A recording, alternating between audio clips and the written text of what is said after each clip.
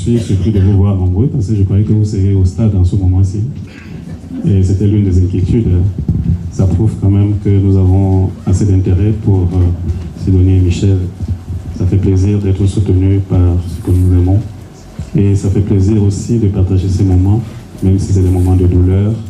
Mais je pense que pour ce qui est de nos parents, j'ai toujours dit que quand nos parents meurent, ça ne doit pas être des moments de douleur. Ça doit être des moments de joie. Parce qu'ils ont accompli leur rôle, ils ont accompli leur mission. Et la joie des parents, c'est de se faire enterrer par leurs enfants et non le contraire. Le contraire, ce sera une catastrophe pour les parents. Mais comme nous sommes là, nous avons déjà chanté en entrée, Dieu est là au cœur de nos vies.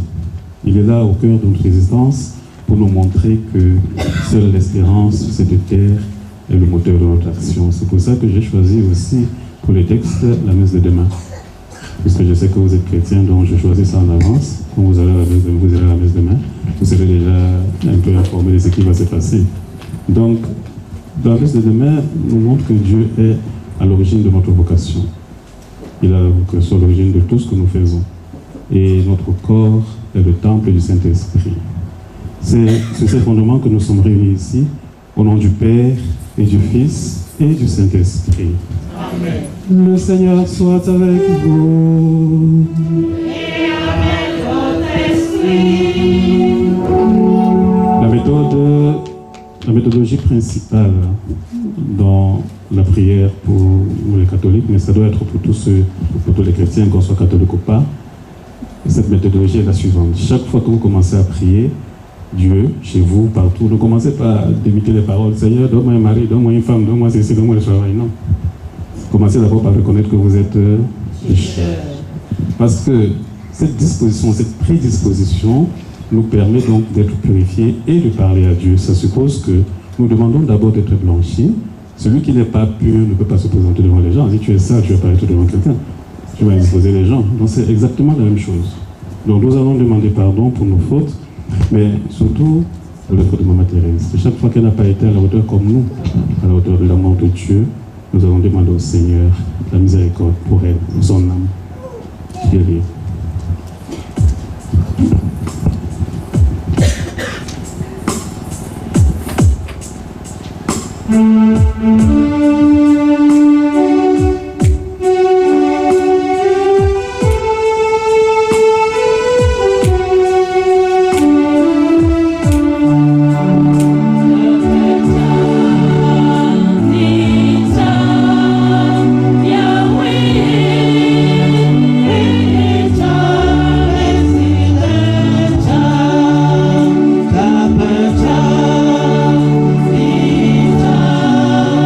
Yeah.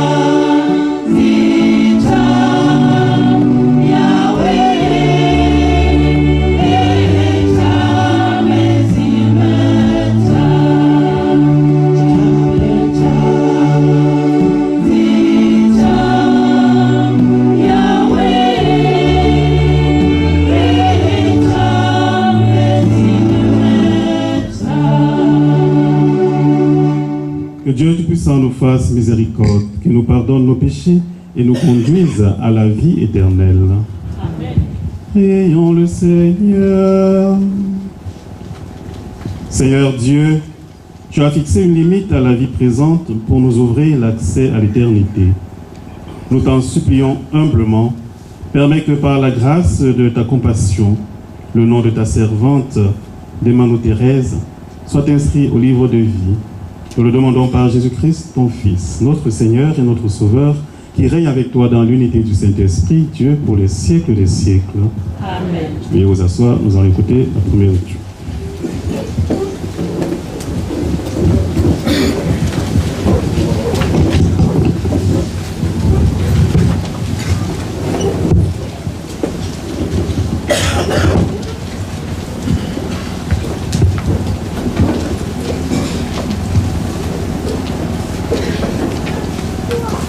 Première lecture.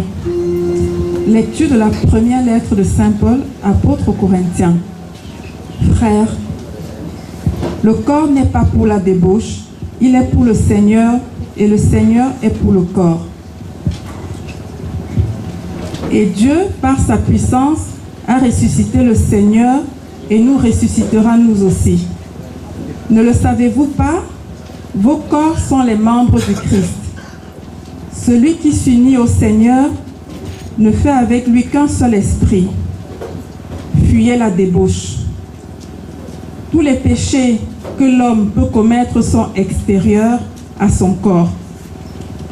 Mais l'homme qui se livre à la débauche commet un péché contre son propre corps. Ne le savez-vous pas? Votre corps est un sanctuaire de l'Esprit Saint, lui qui est en vous, et que vous avez reçu de Dieu. Vous ne vous appartenez plus à vous-même, car vous avez été achetés à grand prix. Rendez donc gloire à Dieu dans votre corps. Parole du Seigneur. Nous rendons grâce à Dieu.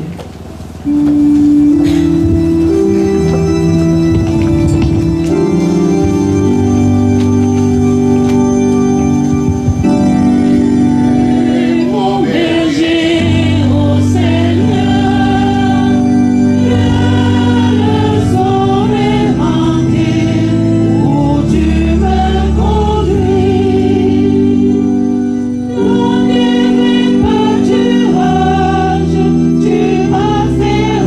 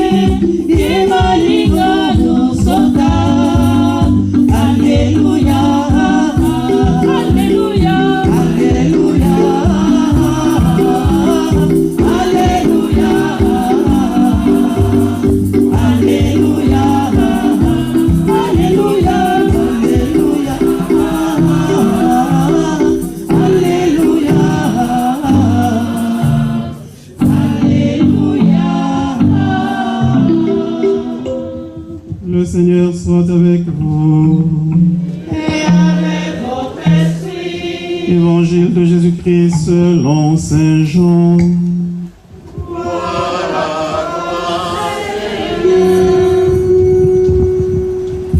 En ce temps-là, Jean le Baptiste se trouvait avec 2 de ses disciples.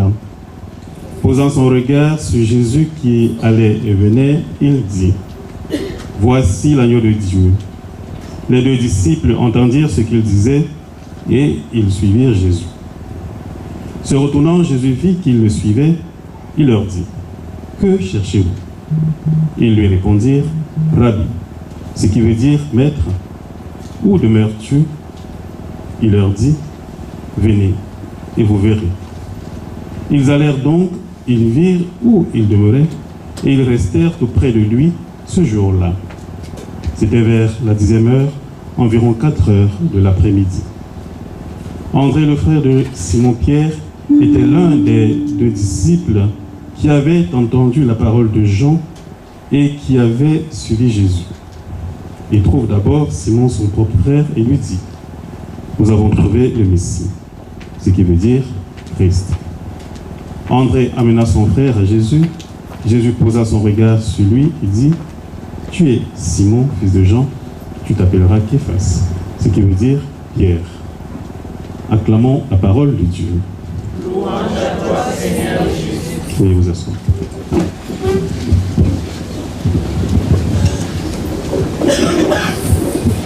Dans notre vie, il n'y a que des symboles, comme l'origine du sens, de ce que nous sommes et de ce que nous devons être.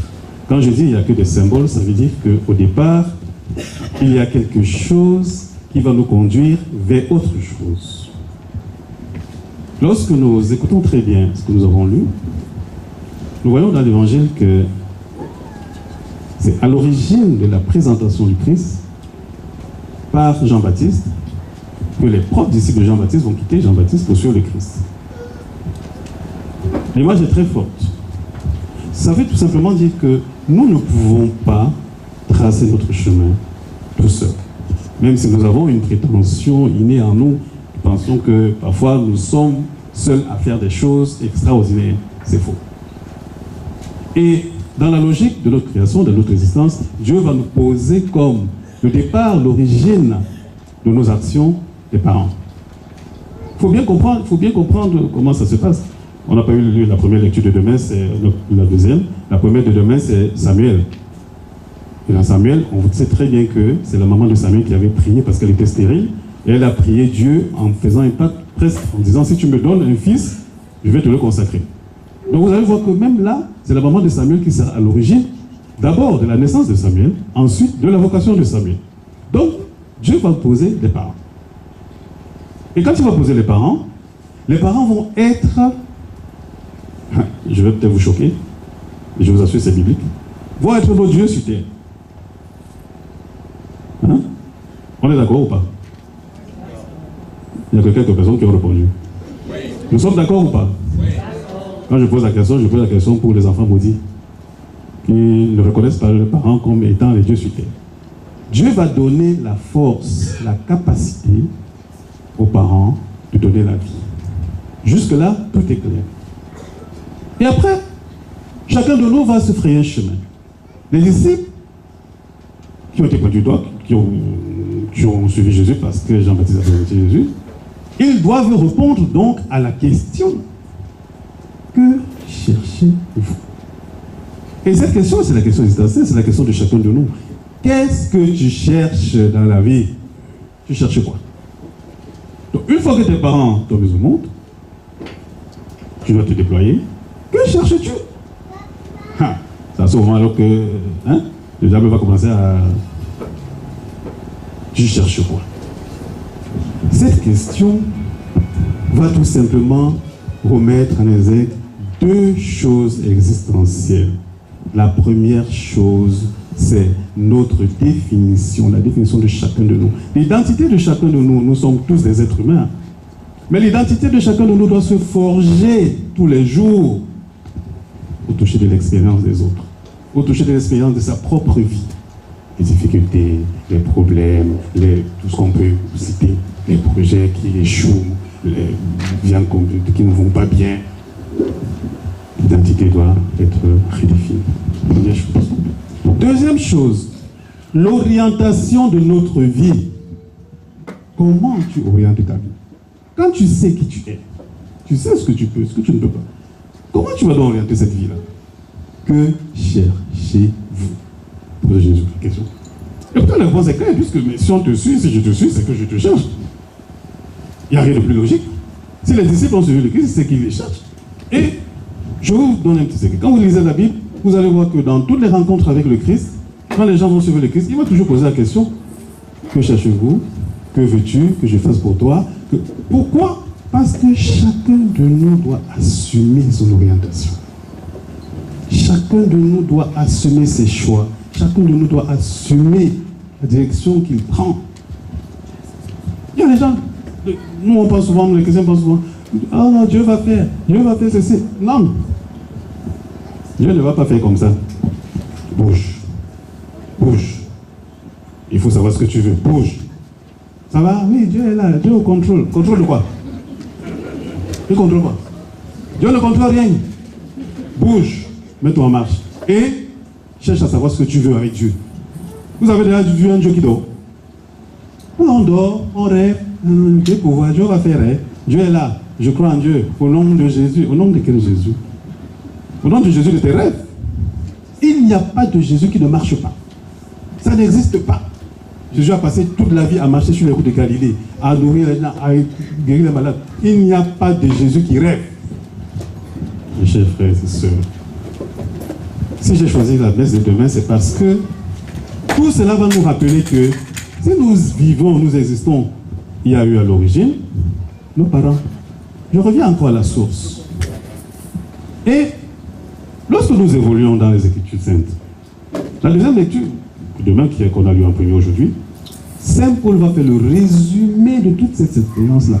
Il va se rendre compte que malgré tout ce qu'il a fait, tout ce qu'il a été, au contact de Dieu, il y a une seule chose qui demeure. C'est que l'être humain, dans sa constitution physiologique, a en lui aussi et du physique et du spirituel, et que même le physique que nous avons dans notre corps là, est essentiel dans la rencontre avec le Christ. Il s'est rendu compte que le corps de l'homme est le temple de l'esprit. Mais pour arriver à ce niveau-là, il va falloir passer par des étapes de ce qu'on appelle une expérience de maturité spirituelle. Parce que celui qui arrive à comprendre que son corps est le temple de l'Esprit Saint, c'est celui qui a déjà fait la différence entre le corps et l'esprit. Vous regardez comme de façon qu'on veut. Vous avez compris? Je répète. Aujourd'hui, on est à l'école. On est à l'école. Vous avez dit que les catholiques n'enseignent pas bien la vie. C'est une petite catholique qui vous parle. Vous avez votre corps. Hein? Le corps là. Vous faites le make-up, vous faites tout ce que vous voulez, les phares, les machins. Vous avez les maisons, vous allez vous coiffer tout. Vous vous habillez bien et tout. Votre corps. Quand on vous voit, quand on se voit, on voit à l'extérieur le corps. Pour les clairs. Tous les péchés sont extérieurs au corps. Mais, dans notre vie, nous travaillons cette carcasse. Elle n'est pas que, le corps n'est pas que la carcasse. Puisqu'il y a des événements qui échappent à notre corps. Hein? Les envies, les jalousies. Je continue à citer. Le Congosa. Je cite encore. Je cite encore. La liste est longue. Donc ces choses-là viennent d'où? De l'intérieur. Les intentions mauvaises, les rancunes, le manque de pardon, l'intolérance, l'indiscipline. Mais une fois que ces choses sont internes à nous, elles viennent du corps, de l'intérieur du corps, il y a donc une autre nature en nous qui n'est pas que corporelle, elle est spirituelle. Et dans cette nature spirituelle, c'est tout simplement l'Esprit de Dieu qui habite en nous. Qu'est-ce que le livre de la Genèse dit? Dieu créa l'homme, femme à son image, il les créa, il souffla sur eux son esprit. Donc nous avons en nous l'esprit. Ça veut dire que l'Esprit de Dieu qui habite en nous habite un corps qui va donc devenir finalement quoi? Le sanctuaire de Dieu. C'est facile à comprendre. Donc faux. Mais si l'Esprit de Dieu habite en nous, ça veut dire que notre corps est quoi? La maison de l'Esprit de Dieu, le temple de Dieu. C'est tout ce que Paul est en train de dire. Moi, je vous embrouille avec les groupes français, en fait. Mais c'est tout ce que Paul est en train de dire. Donc, Mais le problème, c'est que quand nous vivons dans notre vie, nous ne faisons pas attention à l'aspect spirituel. Nous sommes toujours dans notre corps. Donc Paul dit que, faisons attention, l'esprit qui est en nous fait de notre corps le temple. C'est pour ça que quand nous recherchons notre orientation dans la vie, nous devons savoir ce que nous voulons. Conclusion. Je ressemble au professeur aujourd'hui. D'autres mamans qui est là, pour laquelle nous sommes là. Comme tous nos parents. Je voudrais m'adresser à nous tous qui sommes jeunes. Bon, on est déjà vieux, hein, parce que vous êtes aussi déjà les parents. Est-ce que vous pensez que nos parents ont su faire la différence entre le corps et l'esprit dans leur façon de vivre? Hein? Répondez à haute voix, vous avez honte de répondre devant.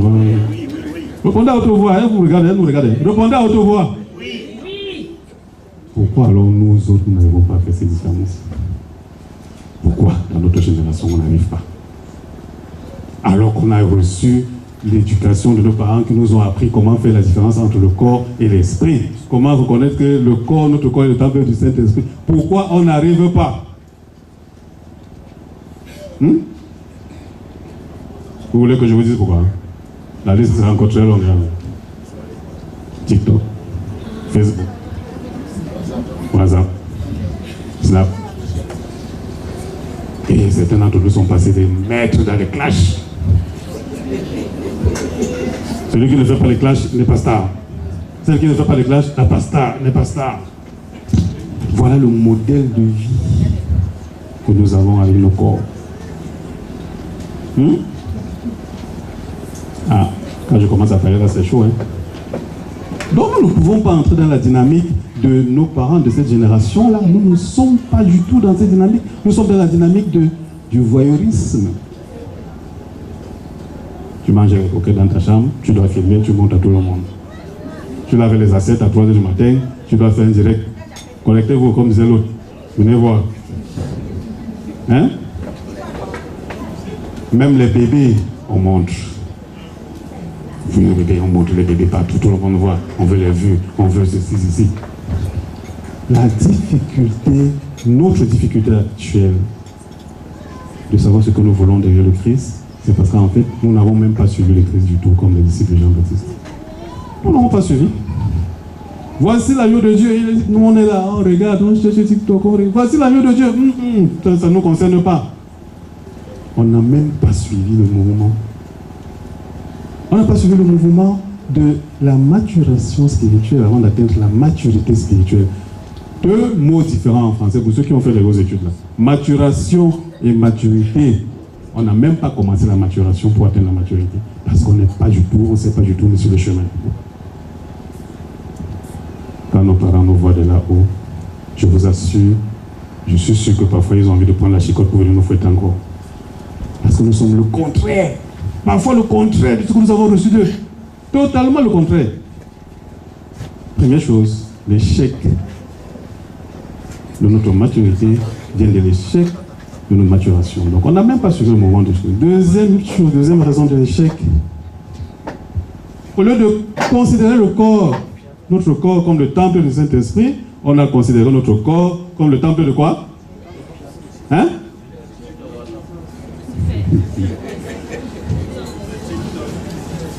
Bon, disons que comme le temple de ce qui n'est pas Saint-Esprit. Comme ça, nous tous, on va comprendre, non? On va se comprendre, non? On a considéré le corps, on a placé le corps au centre de tout ce qui n'est pas spirituel. Et notre corps est devenu objet de... Je ne vais pas reprendre le mot de Saint-Paul, hein, parce que son mot est très fort, débauche. Et si on dit ça, chacun de nous va fuir ici. Notre corps est devenu objet de lamentation. Qu'est-ce qu'on ne fait pas avec le corps aujourd'hui? Même nous là. Ouais, après on se plaint, on vient voir le plaint. Mon père, je ne suis pas marié, je n'ai pas trouvé un mari, je n'ai pas trouvé une femme. Dieu ne fait pas quoi? Dieu ne fait pas quoi? Dieu ne m'écoute pas. Dieu ne t'écoute pas. Avant que Dieu t'écoute, écoute d'abord Dieu. Suis-le d'abord. Va à sa suite. Écoute-le. Pour comprendre sa volonté. Comme ça, tu sauras comment marcher avec lui. Tu vis avec quelqu'un, tu ne sais pas comment il est, tu vas vivre avec la personne comment. Apprends à connaître la personne. C'est que si tu dis A, la personne va se fâcher, ne dis pas A. Parce que la personne va se fâcher. Toi, tu sais, tu dis A et la personne se fâche et tu viens te plaindre. Pourquoi tu as dit A alors que tu savais que le A énerve ta personne? Ne dis pas. Donc si tu veux que Dieu t'écoute, écoute d'abord Dieu. Troisième raison de notre échec, c'est la dernière. Nous avons ignoré, nous avons tellement maltraité notre corps que nous avons fini par l'ignorer. C'est-à-dire que nous vivons et nous ne savons même plus que nous vivons. Nous sommes dans une espèce de routine mécanique. Ils ont les mêmes choses. Et parfois, c'est la vie qui s'occupe de faire les mêmes choses à notre place. On ne réfléchit plus. C'est le jour qui fait la même chose à notre place. C'est le monde qui fait la même chose. C'est nous-mêmes, on est absent de notre vie. Mes chers frères et sœurs, je voudrais, par cette action de grâce, parce que c'est une action de grâce aujourd'hui que nous faisons, à l'endroit de notre maman, rendre grâce à nos parents, qui étaient forts. C'est très fort, hein? Quand je vois sa sérénité, je me dis, ah, regardez, je vous montre, regardez comment elle est. Si cette photo pouvait parler, je vous assure que chacun de nous va sortir même par la fenêtre ici. Parce qu'elle a dit des choses ici, là, qu'on n'aura pas besoin d'entendre. La sérénité de nos parents, de nos grands-parents. C'est cette sérénité qui a fait de nous ce que nous sommes. Et au lieu de continuer dans cette sérénité, nous avons dévié.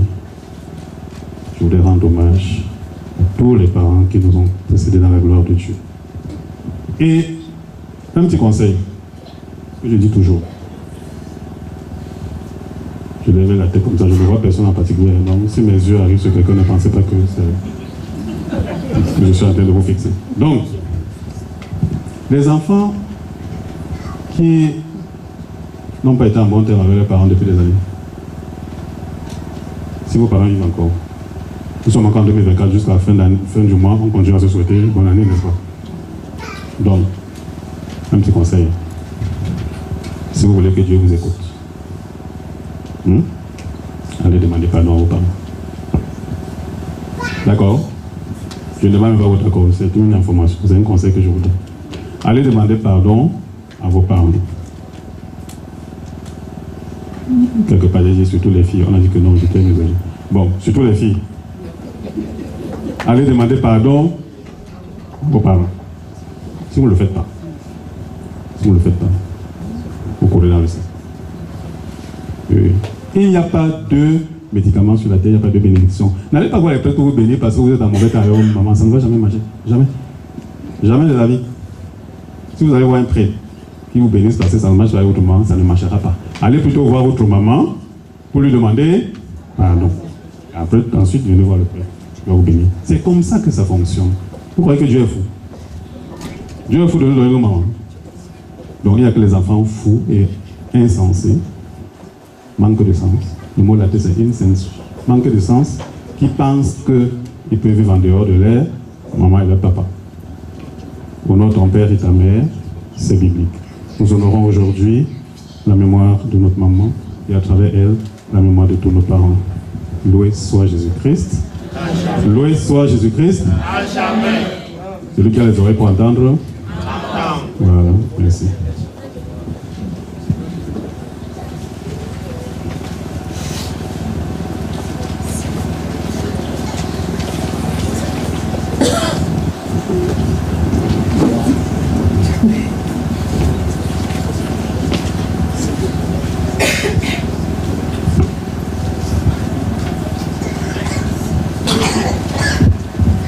Nous allons maintenant donner nos prières vers le Seigneur.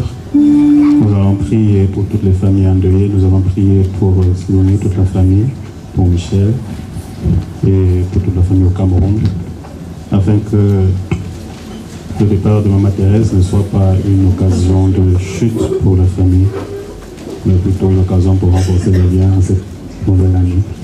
Prions le Seigneur.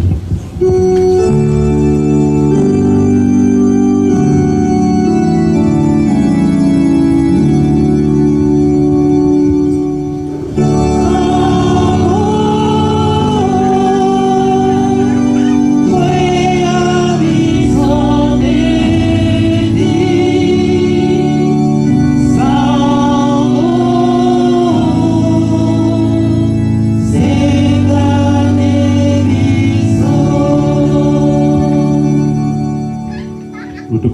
Seigneur la famille que laisse Maman Thérèse, que par son exemple de vie, elle continue à exister dans les cœurs de tous les fils et les filles de cette famille, afin que par ce souvenir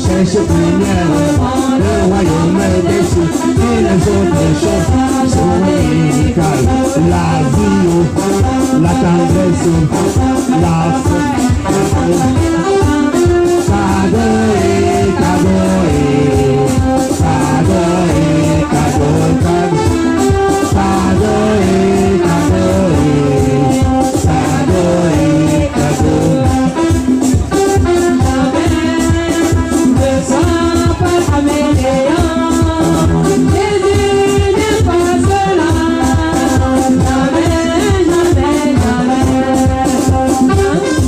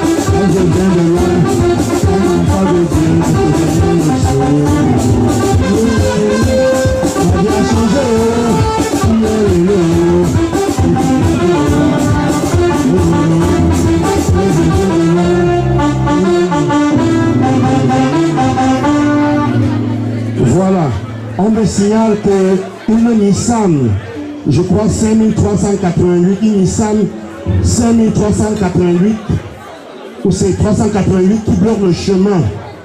Une Nissan 388 qui bloque le chemin. Voilà. Loué soit Jésus-Christ. Loué soit Jésus-Christ. Voilà. Je voudrais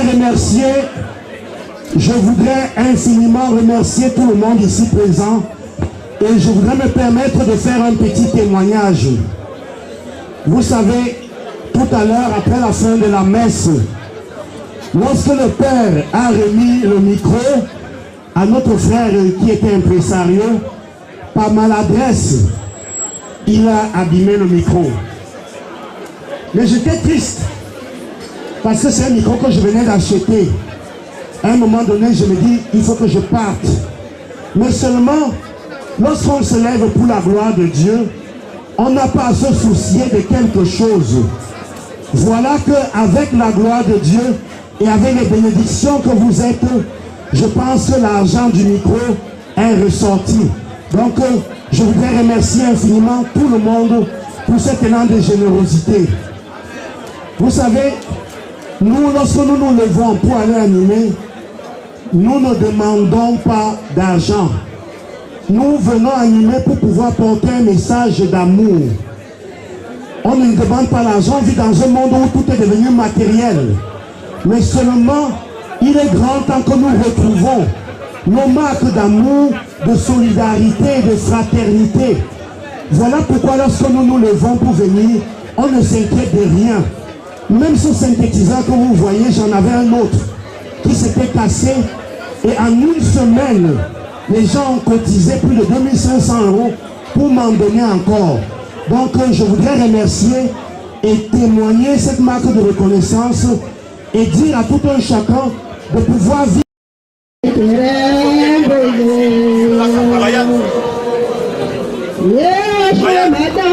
Yeah.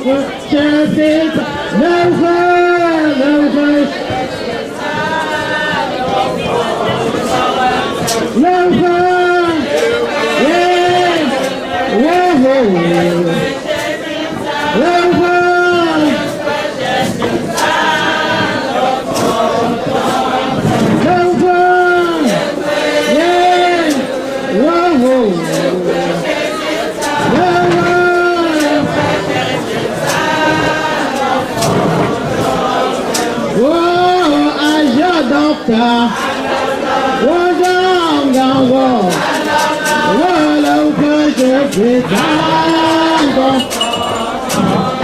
Leukan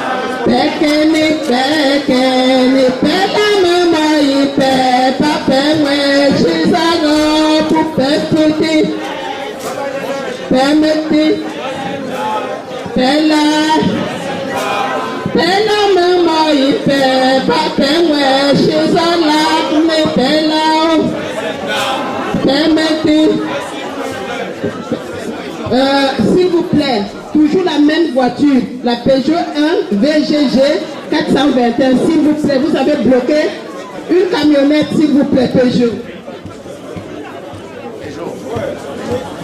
Bella, où l'on trouve?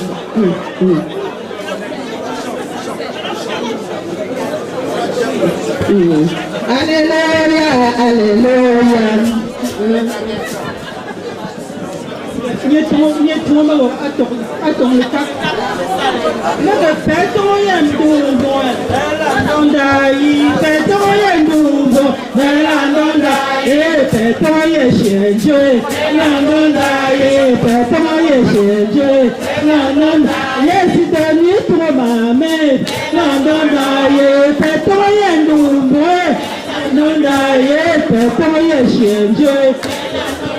Yeah, mama, go to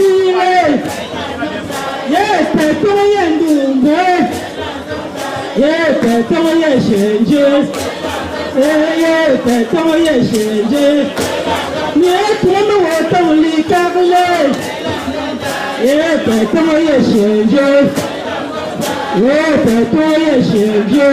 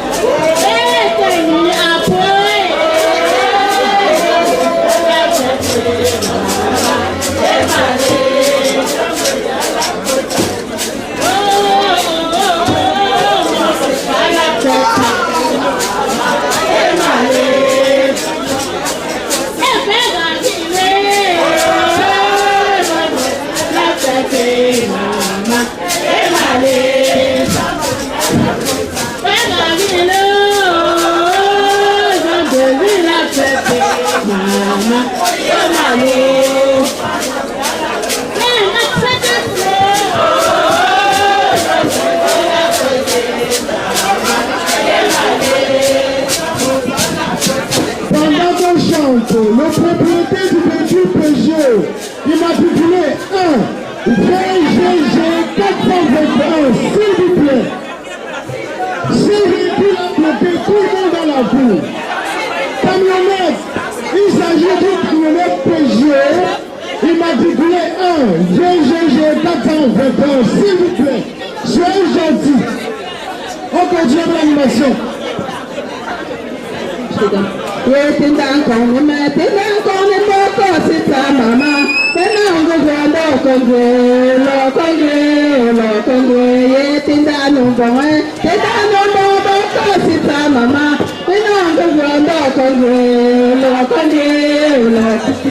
Maman Thérèse, famille, mais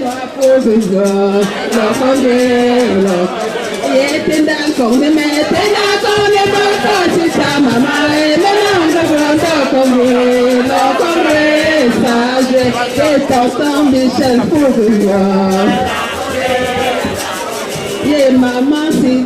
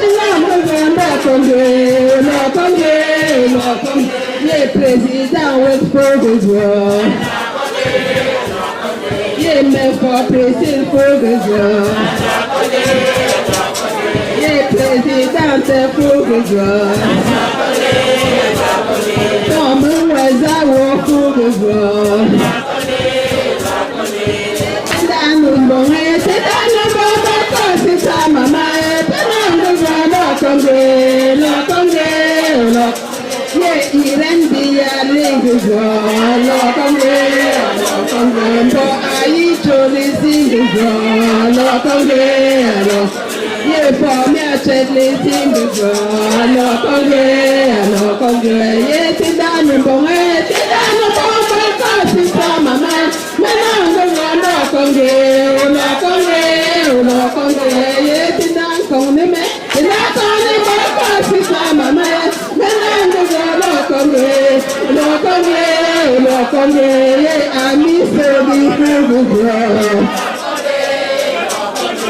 mes femmes unies pour de gloire. Famille de la gloire. Maman Marie pour de gloire. T'es dans c'est ta maman.